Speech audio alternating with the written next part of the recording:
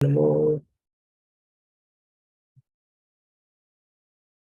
नमो विष्णुपदाय कृष्णप्रेष्ठाय भूतले श्रीमते भक्तिवेदांत स्वामिनिति नामिने नमस्ते सारस्वती देवे गौरवाणी प्रचारणे निर्विशेष शून्यवादी पाश्चात्य देश तारिणे जय श्री कृष्ण चैतन्य प्रभु नित्यानंद श्री अद्वैत गदाधर श्रीवासादि गौरभक्तवृंद नमो ज्ञानतिवृन्दस्य ज्ञानाञ्जनशलाकया चक्षुरुन्मीलितं येन तस्मै श्रीगुरवे नमः मूकं करोति वाचालं पङ्गुं लङ्घयते गिरिं यत्कृपातमहं वन्दे श्रीगुरुदीनतारिणं परमानन्दमाधवं श्रीचैतन्यमीश्वरम्।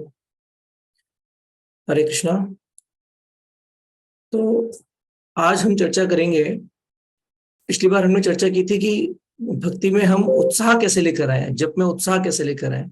तो सेम वर्ड्स को हम कंटिन्यू करेंगे जो नेक्टर ऑफ इंस्ट्रक्शन में उपदेशामृत में रूप गोस्वामी बोलते हैं, जो 6 प्रिंसिपल्स उत्साहात निश्चयात धैर्यात तत्त कर्म प्रवर्तनात् संग त्यागात और सतोव्रत है। तो पिछली बार हमने उत्साहात का कवर किया था, इस बार हम निश्चयात के ऊपर डिस्कशन करेंगे।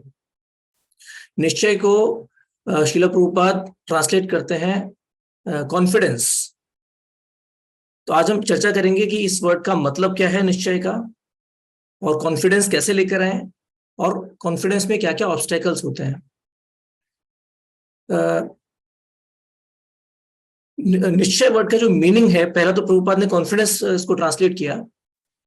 प्रभुपाद परपोर्ट में बोलते हैं, one should have confidence that devotional service is the desired goal and supreme perfection of life। विश्वास होना चाहिए इस बात पर। इसका जनरल मीनिंग निश्चय का होता है, हमने ऐसा डिसाइड किया कि मैं ऐसा करने वाला हूं, मैंने ऐसा निश्चय किया है कि मैं ऐसा करने वाला हूं। तो उसको संकल्प भी बोल सकते हैं, डिसीजन, डिटर्मिनेशन, ये वर्ड्स भी यूज कर सकते हैं इसके लिए। लेकिन कुछ भी डिसाइड करने से पहले सोचना समझना जरूरी है, उसके पीछे एक थॉट होना चाहिए कि मैं ये काम क्यों कर रहा हूं।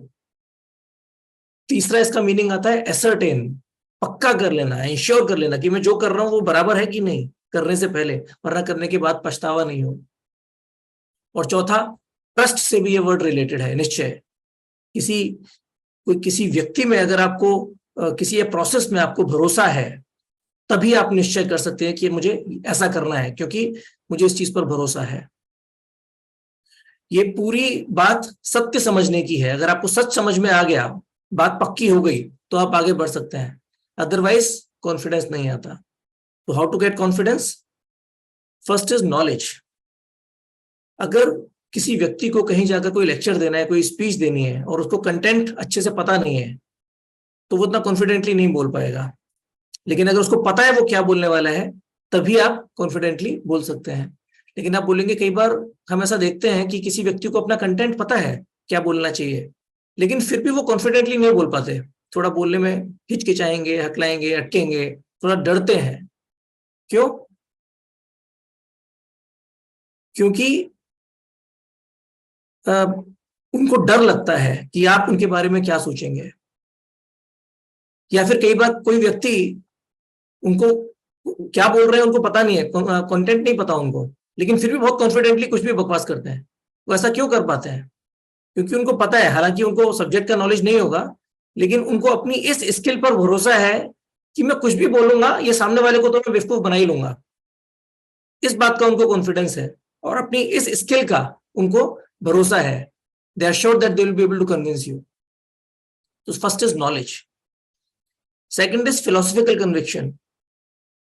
स्पेशली भक्ति के बारे में अगर हम बात करें, हम सब देखते हैं अपने आसपास कि हर किसी को एक दिन मरना है।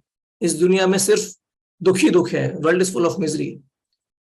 कभी भी कुछ भी हो सकता है। पदम पदम यद विपदाम नतेषाम। World is unpredictable. और कृष्णा हमारी चेतना की रक्षा करते हैं। इसका एग्जाम्पल हम देख सकते हैं श्रील प्रभुपाद या बाकी कई सारे डिवोटीज जिन्होंने अपना शरीर छोड़ा, बहुत सही चेतना में छोड़ा। जैसे स्तोक कृष्ण प्रभु के बारे में हम जानते हैं, कदम कानन स्वामी महाराज ने कुछ दिनों पहले अपना शरीर छोड़ा था, तो उन्होंने अपनी रिकॉर्डिंग की थी शरीर छोड़ने से पहले, और बोला था ये रिकॉर्डिंग मेरे शरीर छोड़ने के बाद भक्तों को दिखाना। और उस रिकॉर्डिंग में वो इस तरह बात कर रहे हैं जैसे वो अपना शरीर छोड़कर जा चुके हैं और दूसरी दुनिया से हमसे बात कर रहे हैं। इतने कॉन्फिडेंस के साथ बोल रहे हैं कि भक्ति काम करती है, मैं मरने वाला हूं लेकिन मेरे साथ आओ, मैं गोलोक जा रहा हूं, आप भी मेरे साथ आओ। इस टाइप की वो बात कर रहे हैं। तो इतना कॉन्फिडेंस कहां से आया? Philosophical conviction. अब आप बोलेंगे कि नॉलेज तो हमको है नहीं, हम तो अज्ञानी हैं, तो उसके लिए सही सोर्सेस से हमें ज्ञान की प्राप्ति करनी चाहिए। मटेरियल नॉलेज के लिए भी हम स्कूल जाते हैं, कॉलेज जाते हैं, उसी तरह स्पिरिचुअल नॉलेज के लिए हमें गुरु के पास जाना चाहिए, गुरु से सुनना चाहिए। जो जिन भक्तों को साक्षात्कार है उनसे सुनना चाहिए। और कैसे सुनना चाहिए? सिर्फ सुनना नहीं चाहिए, क्वेश्चन आंसर करने चाहिए। आप देखेंगे भगवत गीता, श्रीमद् भागवतम, सब क्वेश्चन आंसर ही क्वेश्चन आंसर है। ऐसा नहीं है कि सिर्फ कृष्ण बोल रहे हैं और अर्जुन चुपचाप सुन रहे हैं। अर्जुन को जरा सा भी डाउट होता है, क्लैरिफाई करते हैं। तो सिर्फ सुनना इंपॉर्टेंट नहीं है, हमें समझ में आना चाहिए, और समझ में नहीं आया तो क्लैरिफाई करना चाहिए, क्वेश्चन पूछना चाहिए। आनंद वृंदावन प्रभु भी, आप राधानाथ महाराज का कोई भी लेक्चर उठाएंगे, उसमें बहुत हाई प्रोबेबिलिटी है कि आपको आनंद वृंदावन प्रभु का क्वेश्चन मिल जाएगा, क्योंकि वो हर चीज पक्का करके चलते हैं, ये उनका नेचर है। हर चीज प्रॉपर परफेक्ट प्लानिंग एकदम पक्का करके। तो भक्ति के अंदर भी जो भक्ति की अंडरस्टैंडिंग है वो भी पक्की करके चलते हैं कि हाँ ये प्रोसेस काम करता है। श्रवणम मननम निधिध्यासनम, जब हम कोई भी श्रवण करते हैं तो उसके आगे के प्रिंसिपल्स होते हैं मननम। श्रवण मतलब हमने सुन लिया, मननम दिमाग में चलते रहना चाहिए, क्या सुना मैंने, इसका मतलब क्या है, एक कंटेम्पलेशन चलना चाहिए, उसको बार बार याद करना चाहिए। वरना ऐसा नहीं सुना और भूल गए तो फिर वो दिमाग से निकल जाएगा। तो उस पर मननम करना चाहिए, चर्निंग करनी चाहिए। और निधिध्यासनम, ये सोचना चाहिए कि इसका वास्तविक अर्थ है क्या, मैं अपनी लाइफ में कैसे अप्लाई कर सकता हूं उसको। तो श्रवणम सुनना, मननम उसको बार बार याद करना, अपने मन में दोहराना, और निधिध्यासनम मतलब मेरी लाइफ में इसका क्या एप्लीकेशन है, तो उसको उस पर चिंतन करना। पांचवा है इन्वेस्टिगेशन। साइंटिस्ट अपनी अपनी जो भी साइंस होती है, साइंटिफिक लॉज होते हैं, उन पर इतना भरोसा क्यों होता है साइंटिस्ट को? क्योंकि उन लोगों ने थॉरोली सब कुछ इन्वेस्टिगेट किया हुआ है, लाइफ में अप्लाई करके देखा है, एक्सपेरिमेंट करके देखे हैं, टेस्ट करके देखे हैं।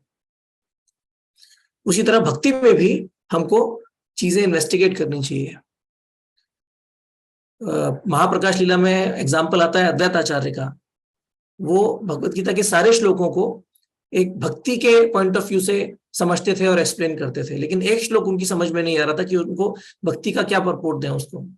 तो वो काफी डिस्टर्ब थे, और सपने में भगवान ने परमात्मा फीचर में आकर उनको इसकी नॉलेज दी।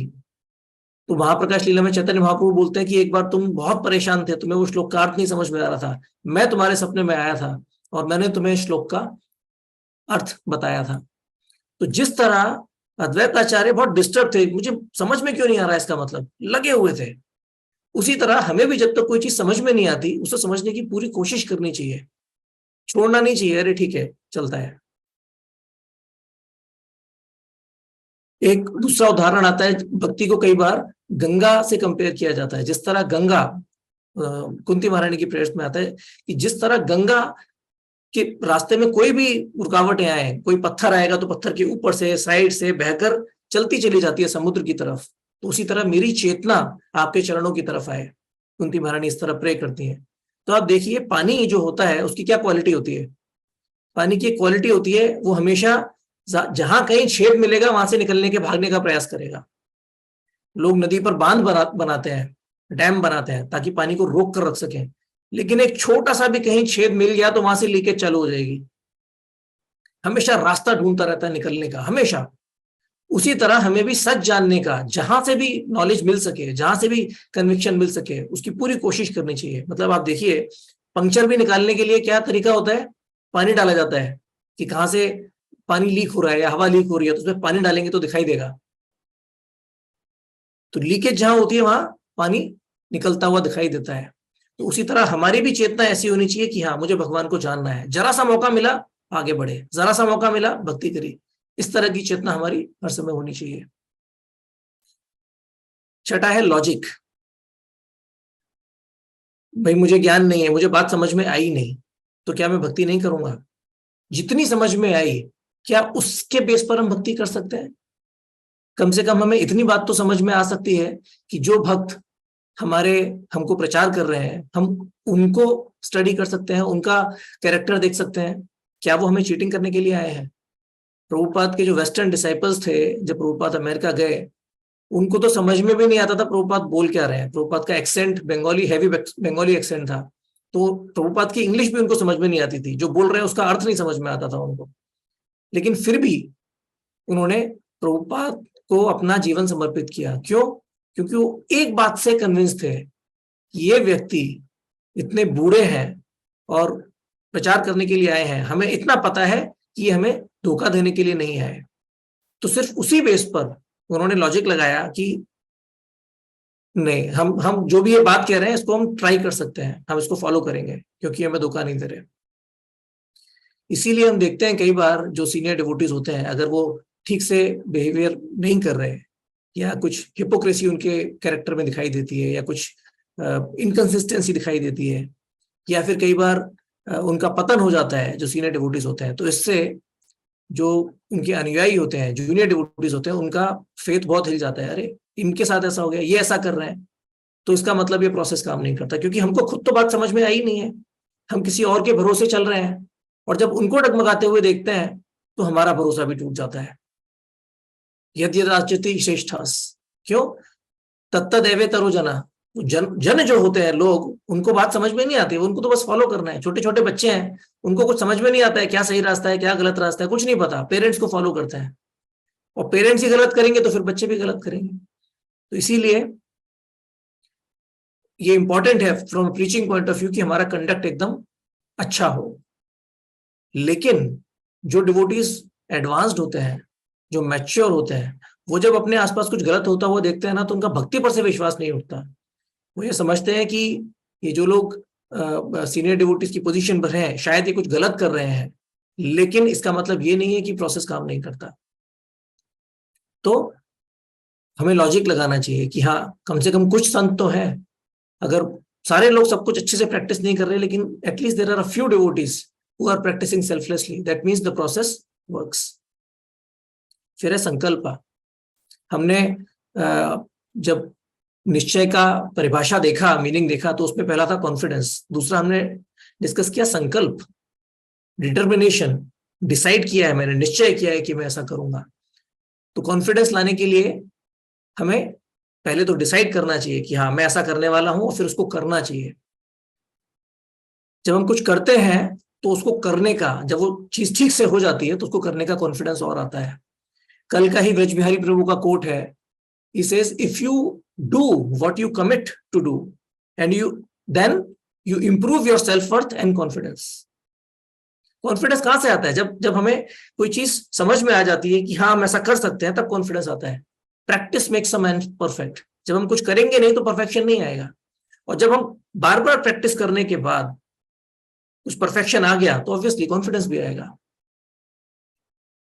8th पॉइंट है एसर्टेन, पक्का करके चलना कि हाँ ये प्रोसेस काम करता है। अगर हम पहले से चीजें पक्की करके चलते हैं तो बाद में टेंशन नहीं होता। जैसे रिलेशनशिप में अगर आपकी किसी से शादी होने वाली है, आप पहले पक्का करके चलिए। जैसे आनंद नंदापुर अपना एग्जाम्पल देते हैं, तुलसी माता जी से विवाह करने से पहले वो एकदम पक्का करके चले थे, एकदम 18 महीने तक बोले मैंने लटका के रखा उनको, क्योंकि मुझे पक्का करना था कि मेरा विवाह सही लड़की से हो रहा है, वरना बाद में पछताना नहीं है।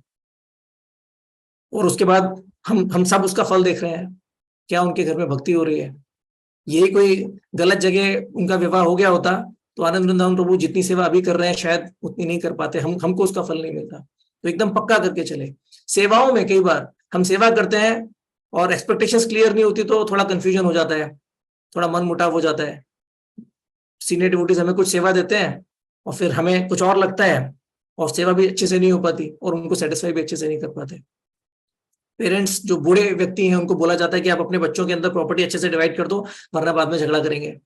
तो पक्का करके चलना। तो उसी तरह अगर हमें भक्ति का प्रोसेस अच्छे से साइंटिफिकली समझ में नहीं आया है, फिलोसॉफिकल कन्विक्शन नहीं है, तो कुछ सालों के बाद लगता है कि मैं कर क्या रहा हूँ, क्यों कर रहा हूँ। तो फिर कभी कभी हम भक्ति छोड़ सकते हैं, क्योंकि हम पक्का करके नहीं चले कि हाँ ये प्रोसेस काम करता है। और इसके अंदर सबसे इंपॉर्टेंट बात है कि समझ होनी चाहिए भक्ति है क्या। कई बार कई साल भक्ति करने के बाद किसी के संग कुछ गलत होता है तो बोलता है अरे भगवान मदद नहीं करते, ये प्रोसेस काम नहीं करता, वो गुस्सा होकर सब कुछ छोड़ के चले जाते हैं। और एकदम एंटी हो जाते हैं, उल्टा प्रचार करते हैं कि ये सब प्रोसेस फालतू है। लेकिन अगर हमें पहले ही समझ में आ जाएगा कि ये जो प्रोसेस है इसके अंदर हमें भगवान की सेवा करनी है, भगवान से सेवा लेनी नहीं है, जो भी आएगा उसको टॉलरेट करके आगे बढ़ना है। भक्ति का मतलब ये नहीं है कि हमारी जो भी इच्छाएं होंगी, भौतिक इच्छाएं, भगवान उनको पूरा करने वाले हैं। तो अगर पहले से ही एक्सपेक्टेशंस क्लियर रहेंगी तो फिर कृष्णा के साथ वो झगड़ा नहीं होगा बाद में, हम भक्ति का प्रोसेस छोड़कर जाएंगे नहीं। आनंद वृंदावन प्रभु खुद भी एग्जाम्पल देते हैं कि उनका प्रोसेस थोड़ा भक्ति का अलग टाइप का था। वृंदावन जाते थे, वो काफी कुछ करते थे, लेकिन जब उन्होंने चैतन्य महाप्रभु के बारे में इतना नहीं पता था, तो उनको कन्विक्शन नहीं आ रही थी कि चैतन्य महाप्रभु भगवान है।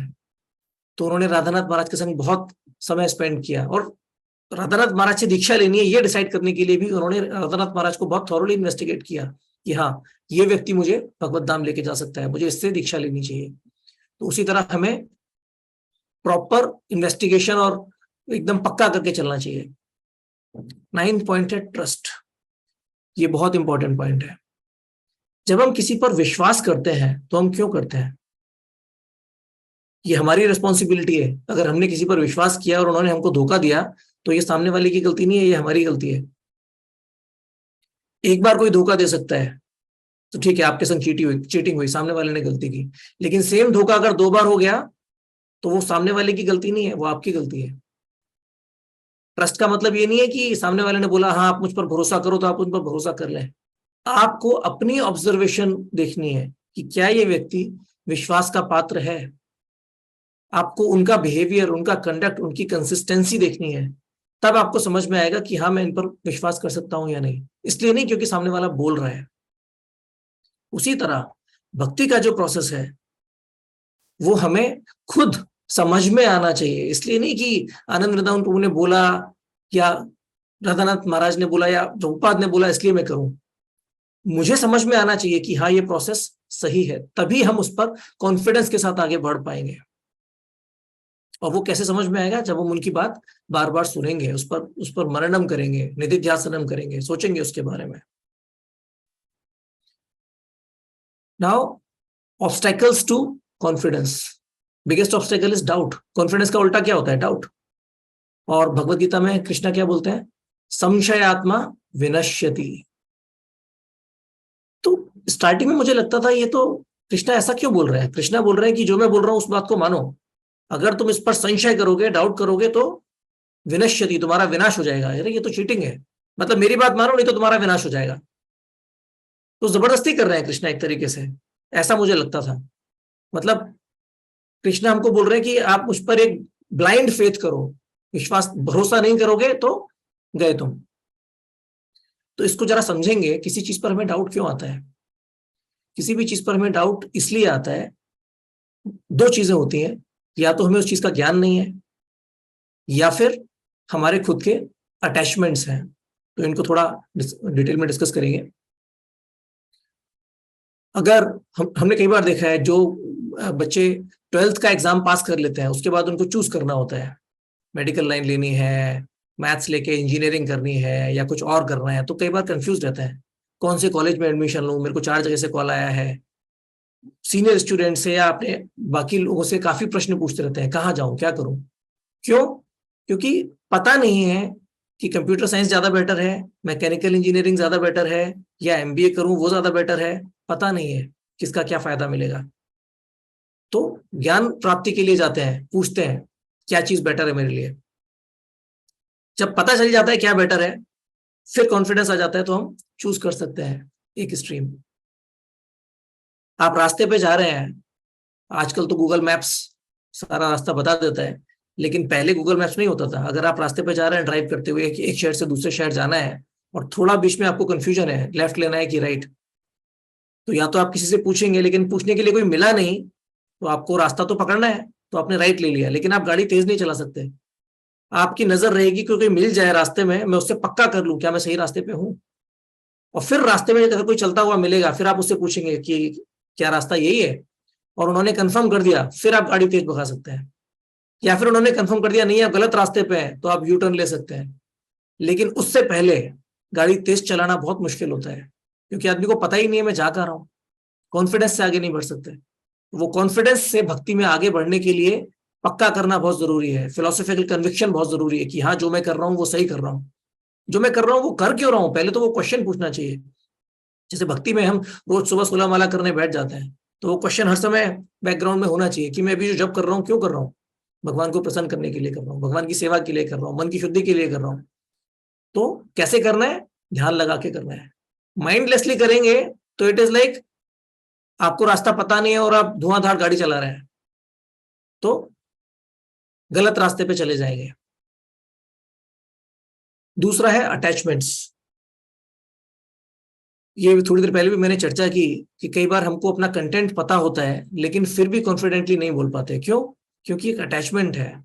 हमें सामने वाले को समझाना या बताने से ज्यादा अटैचमेंट इस बात से है कि सामने वाला मेरे बारे में सोचेगा क्या, कैसा लेक्चर दिया, मैं कैसा दिख रहा था, मैं सामने लोग मेरे बारे में क्या सोच रहे हैं।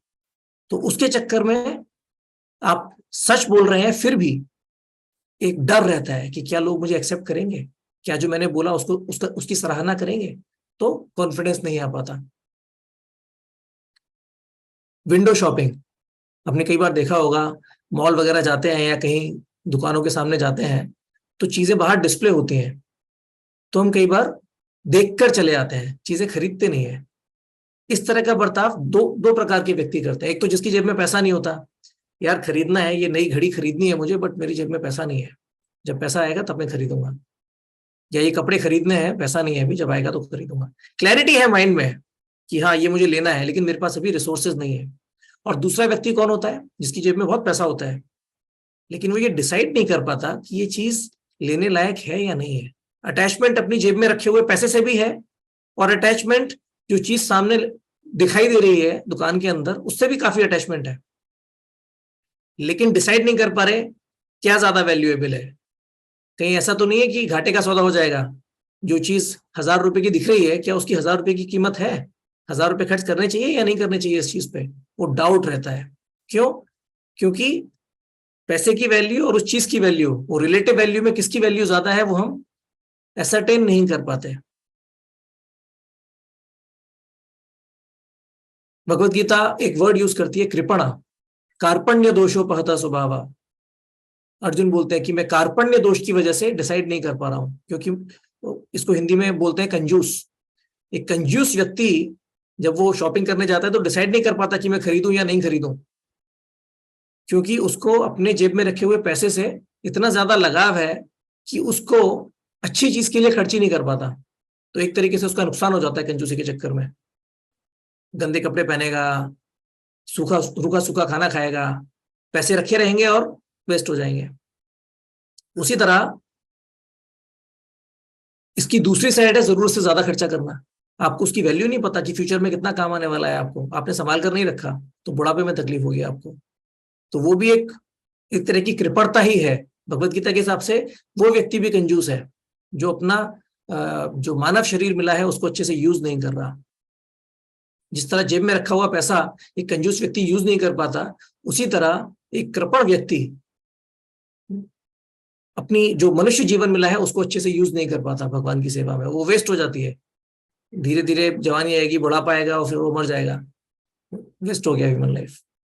ये जो वर्ड है कृपण, ये ब्राह्मण का अपोजिट है। ब्राह्मण को पता है कि जीवन की वैल्यू क्या है, तो वो उसी हिसाब से अपने जीवन को भगवान की सेवा में लगाता है। और हम देखते हैं जब हमारा किसी चीज से अटैचमेंट होता है तो हमारा ज्ञान जो है वो कवर अप हो जाता है, नॉलेज चली जाती है। Knowledge is most important. हमें अपने खुद के अनर्थ या अपनी खुद की कमियां नहीं दिखाई देती, या कई बार माँ बाप को अपने बच्चों से बहुत ज्यादा लगाव होता है और वो कुछ गलत करते हैं वो हमेशा अनदेखा करते हैं, उनको दिखाई नहीं देती उनकी कमियां। क्यों? क्योंकि अटैचमेंट बहुत ज्यादा है। उसी तरह हम देखते हैं जो भक्ति के जो 9 स्टेजेस हैं, सबसे पहला आता है अदो श्रद्धा, तथा साधु संगा, भजन क्रिया, अनर्थ निवृत्ति, फिर आती है निष्ठा, 5वीं स्टेज। तो श्रद्धा और निष्ठा में क्या फर्क है? श्रद्धा मतलब आप अगेंस्ट नहीं है, आप सुनने के लिए तैयार है। जो एनवियस आदमी होता है वो सुनने के लिए तैयार नहीं होता, वो तो पहले से ही मान के बैठा है कि ये प्रोसेस गलत है, वो कभी भक्तों का संग ही नहीं करेगा, साधुओं का संग ही नहीं करेगा। इसीलिए भगवत गीता में कृष्ण बोलते हैं कि ये जो भक्ति का मार्ग है ये नॉन एनवियस लोगों के लिए है। मैं तुमको ये सब ज्ञान दे रहा हूँ क्योंकि तुम एनवियस नहीं हो। अनसूयवे, अगर तुम एनवियस होते तो सुनते ही नहीं। मैं तुम्हें कितना भी बोलूं तुम सुनोगे ही नहीं, क्योंकि तुम्हें भरोसा ही नहीं है कि मैं कुछ अच्छा बोल सकता हूं। तो दैट इज श्रद्धा। श्रद्धा है तुम साधुओं का संग किया, साधुओं की बात सुनी, साधुओं ने भजन क्रिया हमको बताई, भजन क्रिया की, फिर अनर्थ निवृत्ति हुई। हमारे अलग अलग तरह के जो अटैचमेंट्स हैं, लस्ट, ग्रीड, काम, क्रोध, लोभ, मोह, मद, मात्सर्य, एक तरह के सब अलग अलग तरीके से देखा जाए तो अटैचमेंट्स ही हैं। ग्रीड भी एक तरह का अटैचमेंट है, लस्ट भी एक तरह का अटैचमेंट है, और वो अटैचमेंट फुलफिल नहीं हुआ तो फिर गुस्सा आता है, क्रोध आता है। अटैचमेंट की वजह से ही इल्यूजन होता है, मोह। अपने आप को बड़ा समझते हैं, अपने आप से अटैचमेंट है, शरीर से अटैचमेंट है तो फिर प्राइड आती है। अपने आप से अटैचमेंट रहता है तो दूसरा हमसे बेटर कर रहा है तो फिर मात्सर्य आता है, एनवी आती है, अरे मैं बड़ा हूं, वो मुझसे आगे कैसे निकल गया। तो एक तरह का सब अटैचमेंट्स ही है। लस्ट की ही अलग अलग तरीके हैं, ये प्रकार है। तो जब अनर्थ निवृत्ति हो जाती है उसके बाद आती है निष्ठा। पक्का विश्वास हो जाता है कि हाँ ये प्रोसेस काम करता है। तो जब तक सारे अटैचमेंट, सारे अनर्थ निकलते नहीं है, हमारे कहीं ना कहीं किसी न किसी प्रकार से हमारी नॉलेज कवर अप हो सकती है। या तो हर समय कवर रहती है, या बीच बीच में हमें थोड़ा होश आता है, फिर हम बेहोश हो जाते हैं। तो पक्का भरोसा, जब तक हृदय शुद्ध नहीं होता तब तक हमें भक्ति के प्रोसेस पे पक्का विश्वास नहीं आ सकता।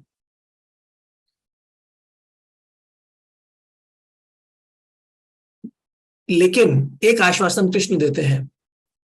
वो बोलते हैं कि ये जो ज्ञान है, नॉलेज एंड डिटैचमेंट, अटैचमेंट की वजह से ही हमारी नॉलेज कवर अप होती है ना, तो ये जो डिटैचमेंट है ये दोनों अंदर से आ सकते हैं।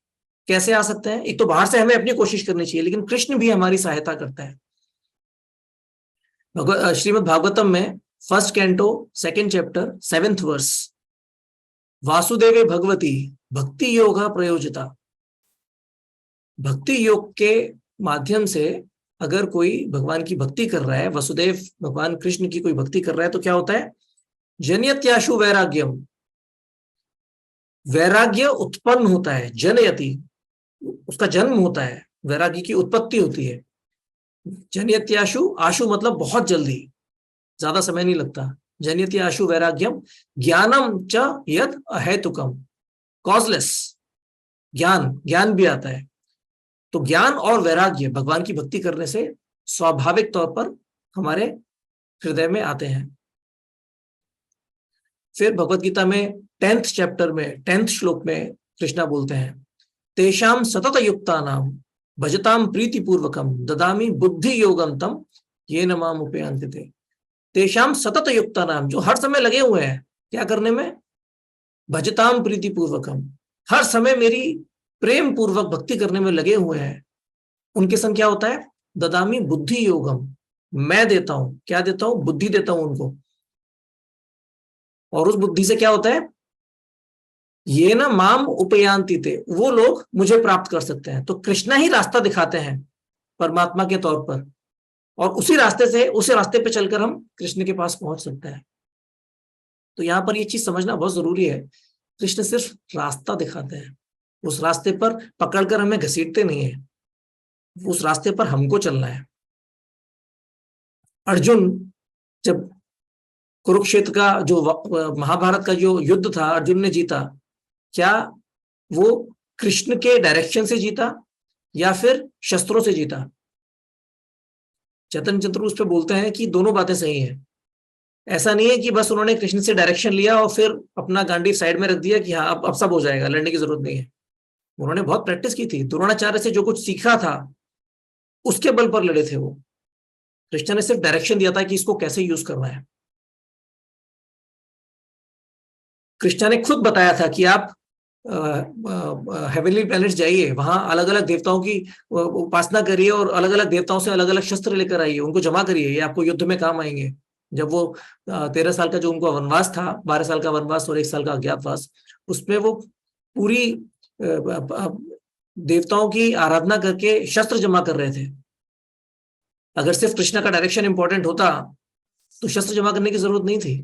तो हर चीज लाइफ में इंपॉर्टेंट है, फिर कृष्ण के डायरेक्शन से उन चीजों को यूज करना है। रूप गोस्वामी कहते हैं डिटैचमेंट या जो भी क्या बोलते हैं, रिनंसिएशन का मतलब ये नहीं है कि आप सब कुछ छोड़ दें। रिनंसिएशन का मतलब है कि जो भी आपके पास है उसे आप कृष्ण की सेवा में लगाएं और उस चीज का सही उपयोग करें कृष्ण की सेवा में लगाकर, उसका मतलब है रिनंसिएशन। इसका ये मतलब नहीं है जो भी मेरे पास पैसा है मैं उसको त्याग दूं। मेरे पास पैसा है मैं भगवान की सेवा में लगाऊं, मेरे पास बुद्धि है मैं भगवान की सेवा में लगाऊं, मेरे पास अपना शरीर है इसको भगवान की सेवा में लगाऊं। तो ये होता है वैराग्य। और ये जो हमें करना है इसका जो डायरेक्शन वो भगवान देते हैं कि अच्छा तुम्हारे पास पैसा है चलो भगवान की सेवा में लगाओ। ये डायरेक्शन हमें परमात्मा देते हैं, ये डायरेक्शन हमें डिवोटीज देते हैं।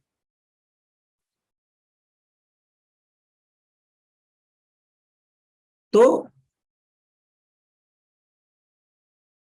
हमें शास्त्र पढ़ने चाहिए, समझने चाहिए, हमें अंदर से जो इंस्पिरेशन मिल रही है उसको सुनकर समझकर, भक्त हमसे क्या बोल रहे हैं, हमारे हृदय में बैठे परमात्मा हमसे क्या बोल रहे हैं, उसको सुनकर समझकर उस रास्ते पर चलना चाहिए।